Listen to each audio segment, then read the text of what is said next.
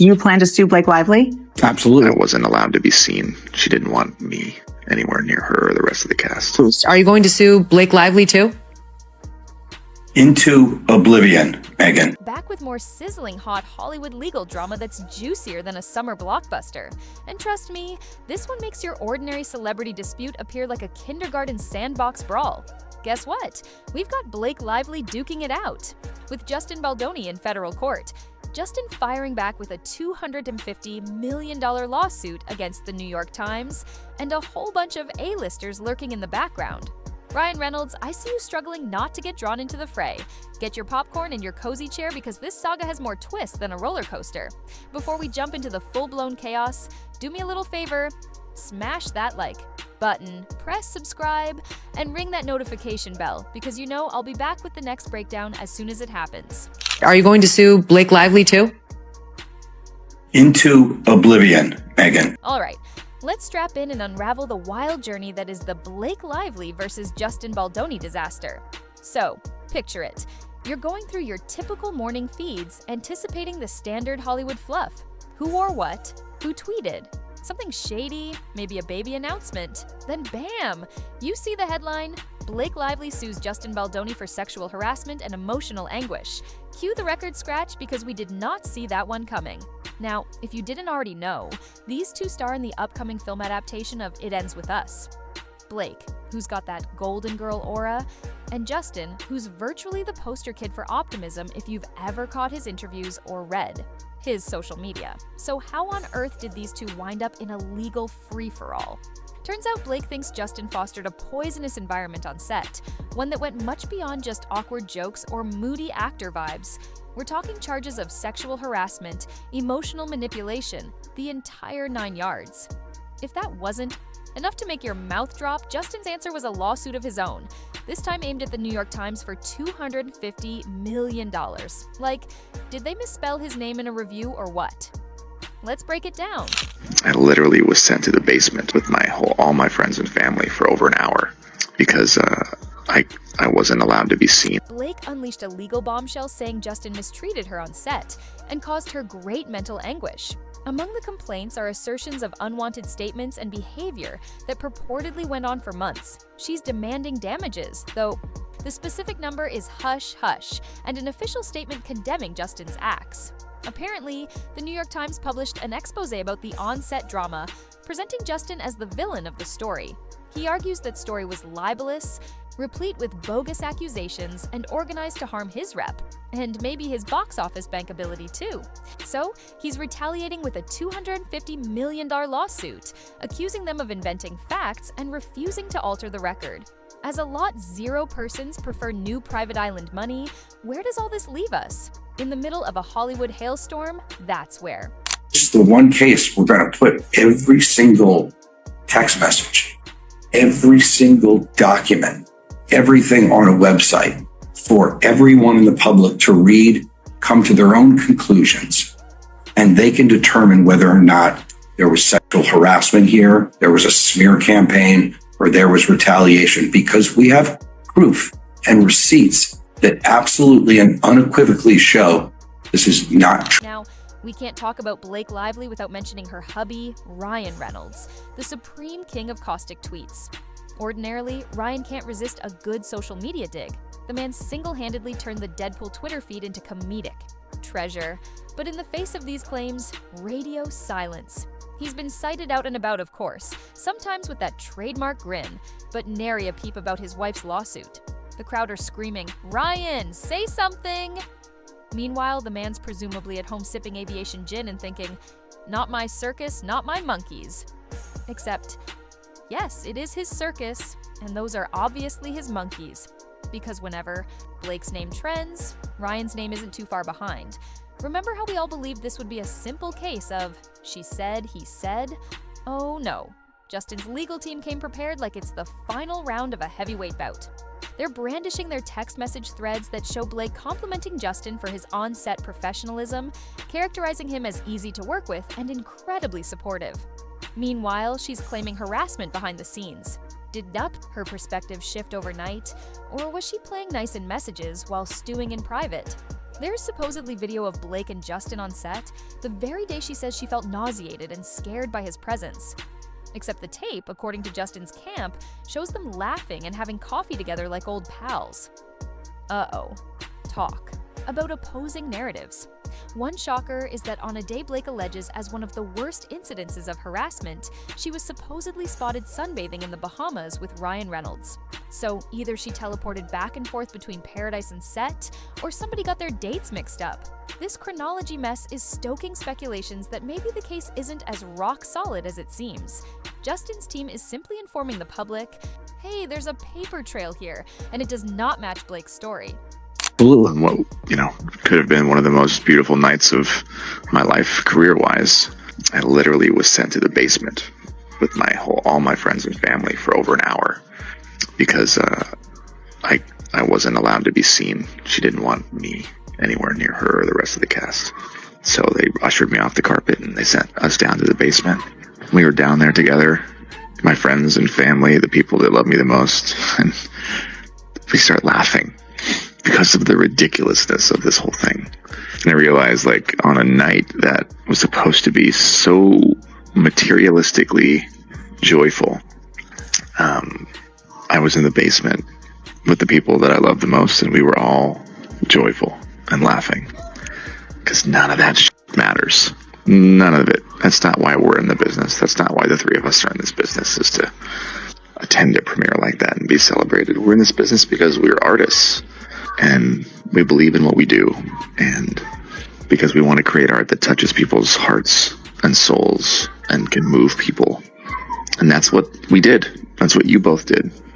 And I believe that will follow each of us, and that truth will prevail, and that light and love will win. On the flip hand, Blake's squad argues this is typical gaslighting, an attempt to overshadow serious allegations with out-of-context footage and cherry-picked texts. Who's right? That's for the courts, and maybe the tabloids, to determine.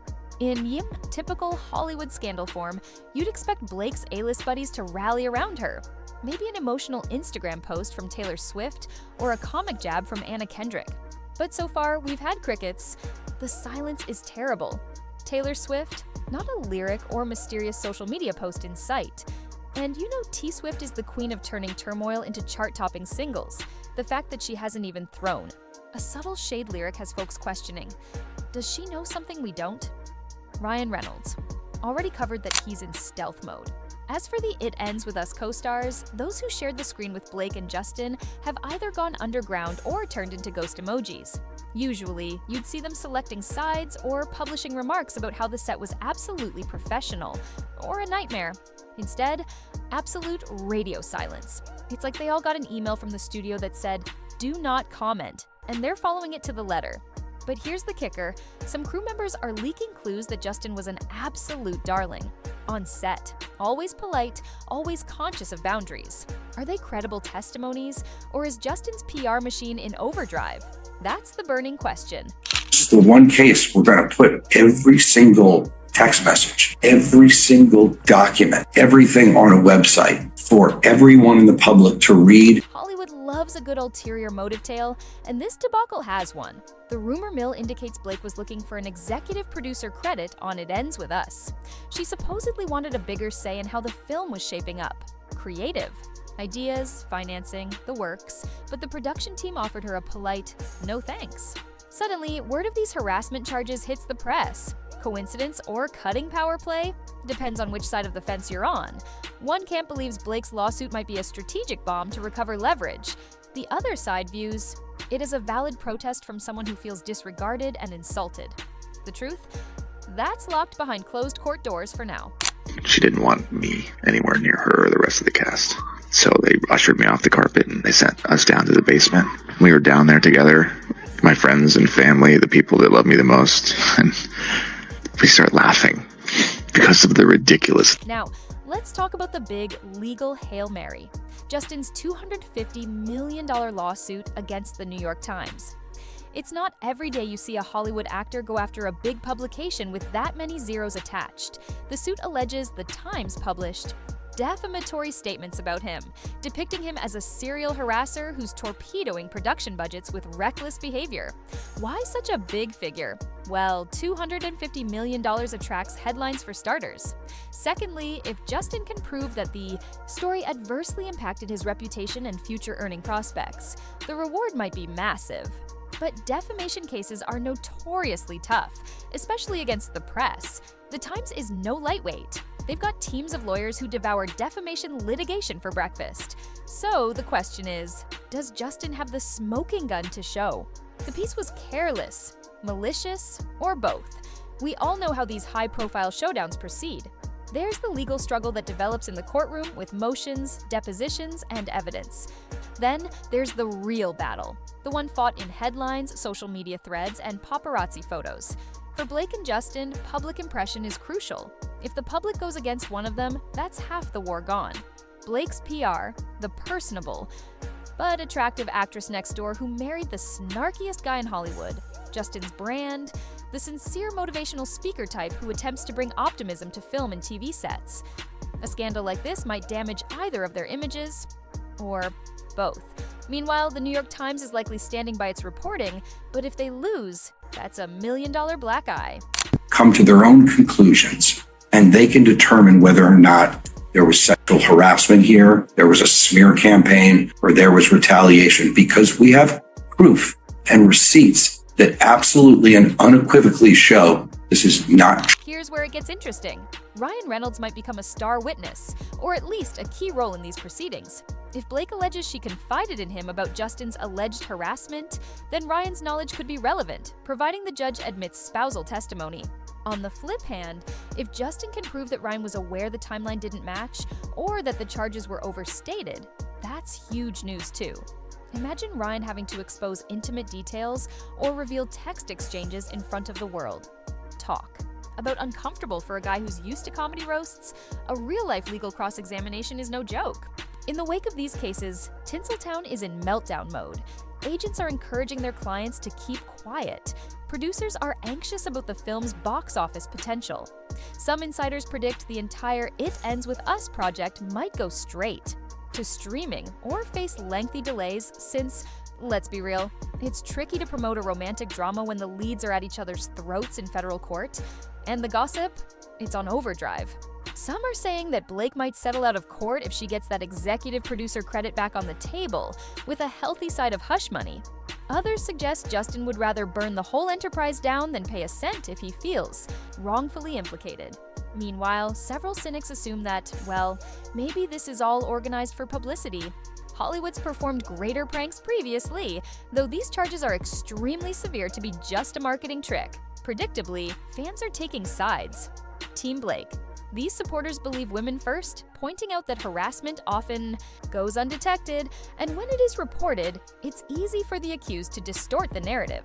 They regard Justin's video and text receipts as manipulative or taken out of context. Team Justin, people here perceive the timeline mismatches as huge red flags. They're convinced Justin's being railroaded by a famous star who's using the media to her advantage. They also query why so many coworkers remain mute or are quietly professing support for Justin. In the thick of this fan war, you've got impartial spectators who think the truth is somewhere in the murky middle, or that both sides might be misrepresenting facts to fit their own objectives. So, how could this all end? If both parties wish to avoid a drawn-out trial, they might settle behind closed doors. That usually entails a confidential payout and some form of public declaration. But with claims this grave, who's going to blink first? If either party decides to go the distance, we could see a media circus with daily bombshells from the witness stand. That might also imply more receipts entering the public record, some of which could be embarrassing or career-ruining. This might just be the tip of the legal iceberg. If fresh information arises, or if more people come forward, maybe other claimed victims or defenders, we could witness a chain reaction of litigation. Reconciliation? Hey, weirder things have happened in Hollywood. Maybe they'll bury the hatchet, conduct a joint interview, and vow to raise awareness for whatever they were arguing about. But for now, that looks about as likely as a snowfall. In Malibu, let's face it, celebrity drama is nothing new, but this case hits all the right or wrong notes to attract our collective attention. Female stars, male co-stars, in the era of Knock Me Too and Time's Up, harassment charges have greater weight. Massive lawsuit. A $250 million complaint against the New York Times is no casual lawsuit. That's a serious flex. Potential career fallout. Both Blake and Justin have squeaky clean images. Or did. This might change how Hollywood perceives them. The next several months, or even years, will be a roller coaster of motions, depositions, and possibly leaked court documents. Will Blake's accusations hold up under scrutiny? Will Justin prove the press slandered him? And what about Ryan Reynolds? Will he rush into the ring or keep drinking his gin on the sidelines? But now, we're all simply waiting for the next twist. Will additional texts emerge? Will a co-star break their silence? Will the Times hold firm? Or will they issue a retraction? In a scandal this huge, you can expect new details will keep leaking. Until then, I'll be right here, refreshing my feeds. For every development, and you should too. Don't forget to hit that subscribe button and activate on notifications so you're the first to know when another bombshell lands. Trust me, in a place where news breaks faster than a Hollywood marriage, you want to be looped in ASAP. Stay dirty, stay blessed, and get ready for more drama, girls. Because if you thought this was peak mayhem, just wait until the court dates roll around. Something tells me we're only at the intermission of this tremendous show.